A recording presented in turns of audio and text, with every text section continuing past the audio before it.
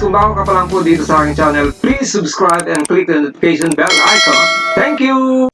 Hello mga ka-express, welcome back to my channel. Ito po yung Hilbal channel. At maraming salamat po muli sa lahat po ng aking mga subscribers sa patuloy niyong pagsubaybay at panunood, pagsuporta dito sa aking channel. Thank you po. Isang like lang po at saka isang share ay malaking bagay na po yan sa akin. So for today's video mga ka-express, tatalakayin natin itong magiging laban ni Alex Ayala mamayang alas 7 po ng gabi dito po sa Pilipinas. Bale ano po yan, alas 12 po yan dun sa parting Austria kasi 7 hours po ang ang time gap ng Pilipinas at ng Austria dahil summer na po. So, ito pong paghaharap ni Alex Ayala mga ka-express at ni Jelena Ostapenko ay pangatlo na po ito mga ka-express. Kung makikita nyo dito mga ka-express, ito nakikita nyo, may nakalagay dito is 200% win. Ibig sabihin, 2 beses na pong nanalo dito si Alex Ayala kay Jelena Ostapenko.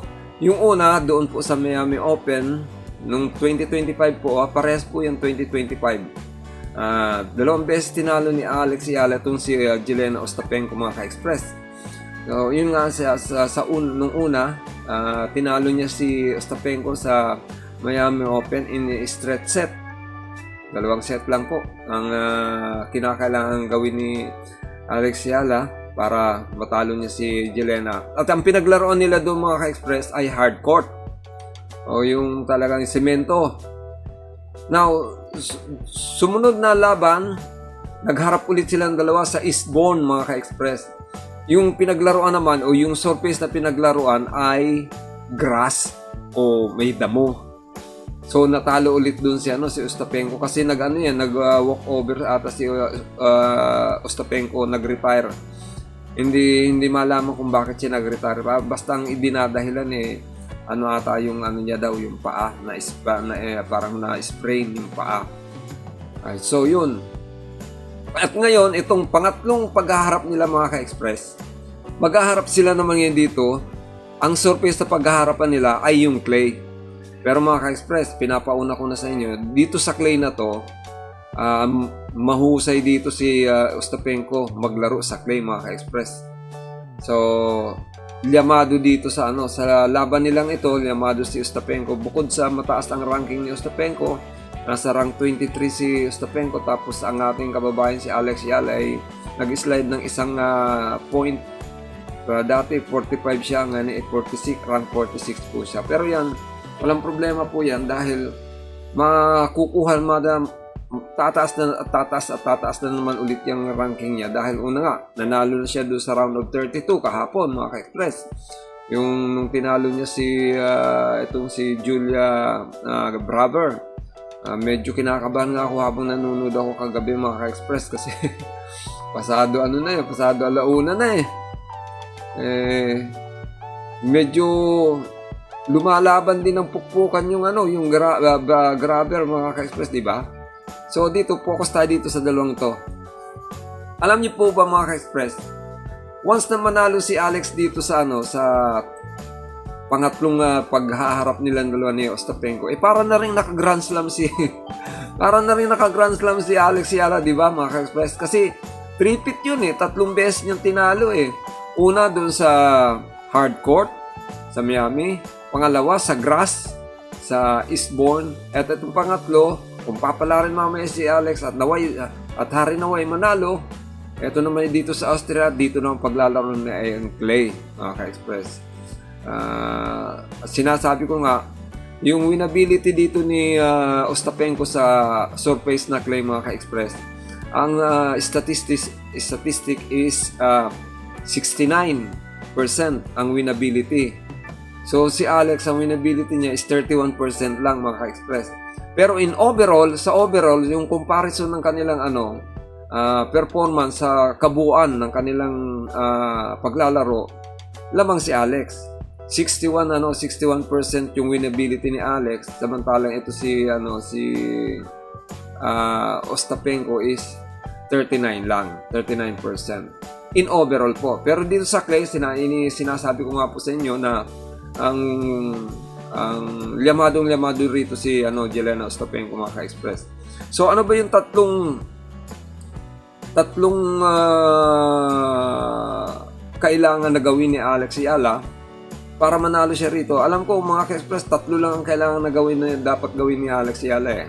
Una po, yung dapat maging consistent siya sa pagse-serve niya, lalo na yung sa unang serve niya, dapat consistent siya na laging walang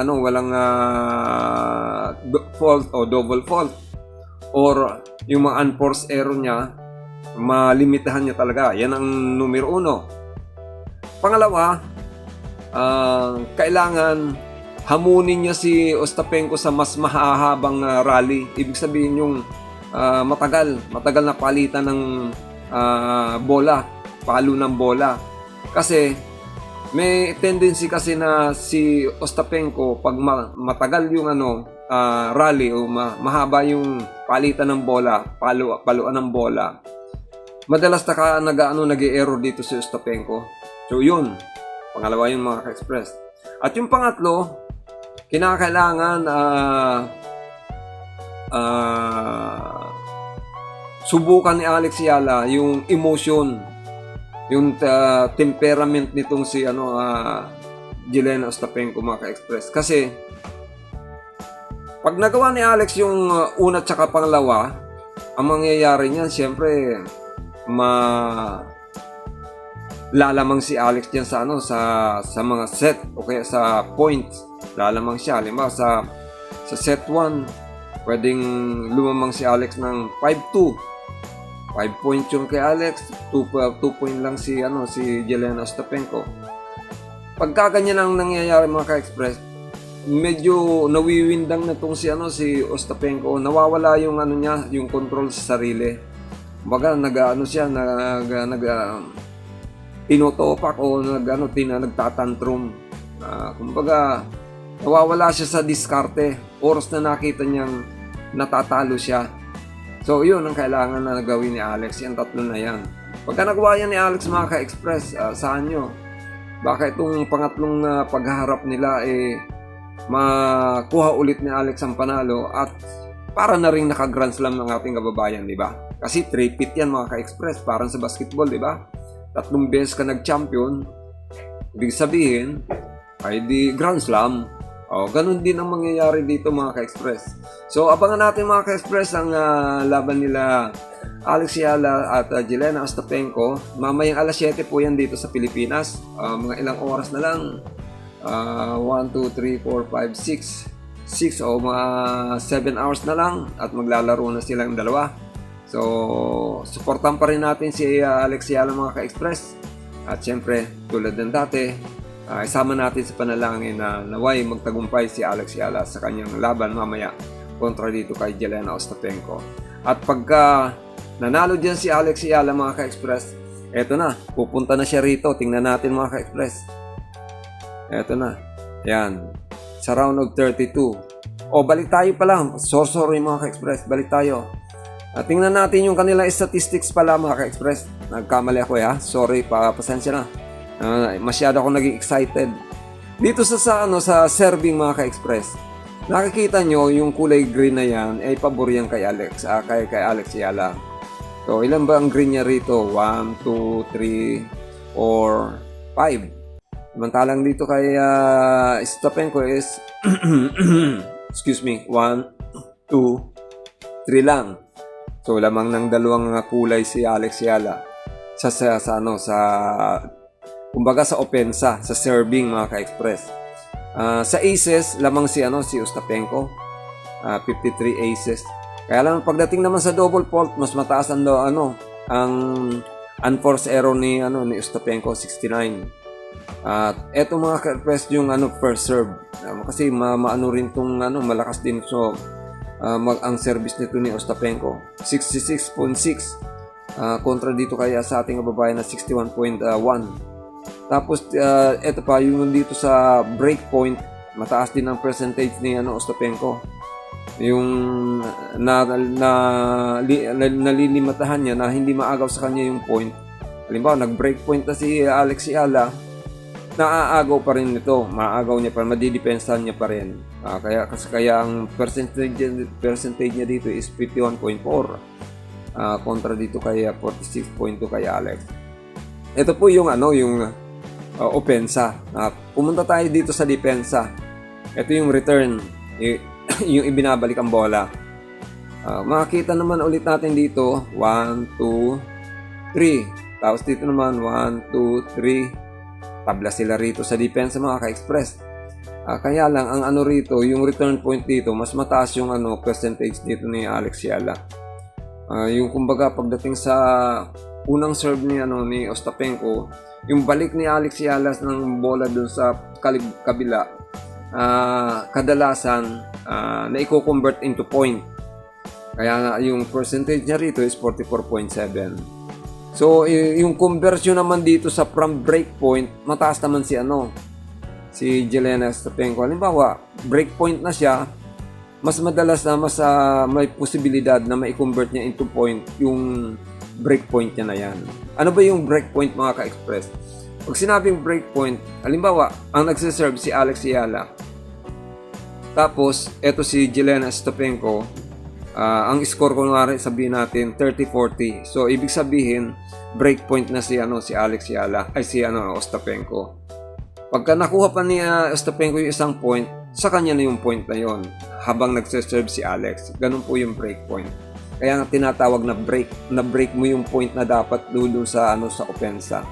So ito po yung kanilang statistic comparison mga ka-express. So dumako tayo dito. Halimbawa manalo si Alex Yala, sino makakaharap niya? Ito po yung round of 32, yung kahapon na naging resulta. Ito si Grabber nga, 6-4, 6-3. Ngayon, ang makakalaban ni Alex Yala dito sa round of 16 nga, itong si Ostapenko. Pag nalusutan niya itong mga ka-express si Ostapenko dito sa round of 16, madali niya na lang matatalo itong si Rusi at si Yastremka, kasi napares niya tinalo niya na to, pero to si Rusi hindi niya pa to nakakalaban eh. Si Yastremka ilang beses niya na rin tinalo to eh. So pag harinawang manalo si Alex mamaya mga ka-express, pagdating ng quarter final, ito makakalaban niya. Alin sa dalawa na to, si Rusi o si Yastremka, yan ang makakalaban niya dito sa quarter final.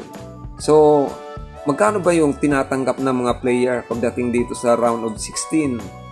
Nakita nyo sa round of 32, yung natalo, yung tinalo ni Alex Yala mga ka-express, itong si Grabber, ang tatanggapin ni Grabber ay 11,309 euro. So yun ang matatanggapin nung natalo. Ngayon si Alex, dahil nanalo, nandito na siya sa 15,690 euro mga ka-express. Malaki rin yan dahil magkano ang euro. Ang palitan ngayon ng euro mga nasa 69 o baka pumalo pa ng 70 yan. So yan may kaukulang prize money bawat round. Round of 32, round of the 16, quarter final, semi-final at final. So yan po.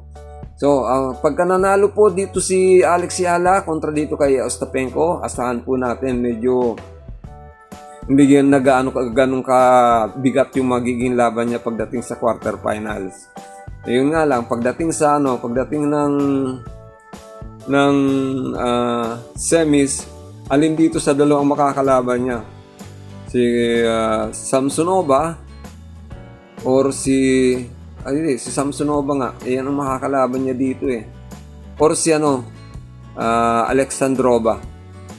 Samsonova o si Alexandrova ang makakalaban niya sa semifinal. Tapos sa final, malamang ang makakalaban niya itong number 1, si Mira Andreeva. So hanggang dito lang po mga ka-express ang ating talakayan at supportan po lagi natin si Alex Yala sa lahat ng kanyang mga laban. At kahit na yung practice, supportan po natin. Nakaka-proud na meron tayong kababayan na namamayagpag ngayon dito sa professional tennis. Diba? So muli, ito po si Hila, itong Hilbal Channel. Lagi nagsasabi na may pagpalayan ng bawat isa sa atin na ating pumay kapal at ingatan ng bawat isa sa atin. Maraming salamat po. God bless you and Diyos mabalos. Shoutout po sa inyong lahat. Thank you.